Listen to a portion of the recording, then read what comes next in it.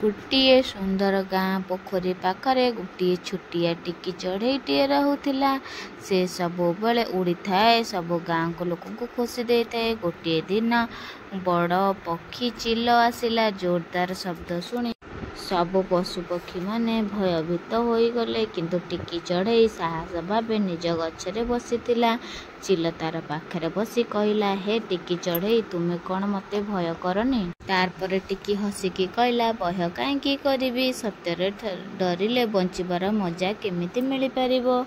तापरे चिल कहला, जदि तुमे एते शक्तिशाली और साहसी ताहाले आमे उड़ाण प्रतियोगिता करिबा, किए ऊपर को उड़ी पारि परुछि। टिकी चढ़ई चिलर चैलेंज को ग्रहण कला। गाँर सबु पशु पक्षी माने आसीथिले, सुरु बोली कहिले। तापरे उड़ाण प्रतियोगिता आरंभ हैला। चिलटी बहुत ऊपर को उड़ी गला, किंतु टिकी चढ़ई तार बुद्धि बलरे टिकी चढ़ई तार चिलर पिठीरे बसीगला। चिल किछि बुझी पारिला नाही। से भाबिला, मु आगरे अछि।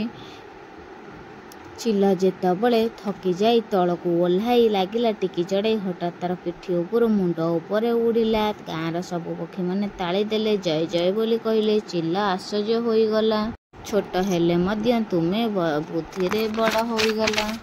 तापरे चिल नर्म होई कहिला, सबु शक्ति सबु बेले बड़ नुहे, बुद्धि और साहस रे सत्य जीति थाए। टिकी चढ़ई हसिकी कहला, हाँ, जदि बुद्धि और शक्ति मिसी जाए ताहाले सबु बेले श्रेष्ठ फल मिले। तापरे दुई जण मिसी सांग हेले।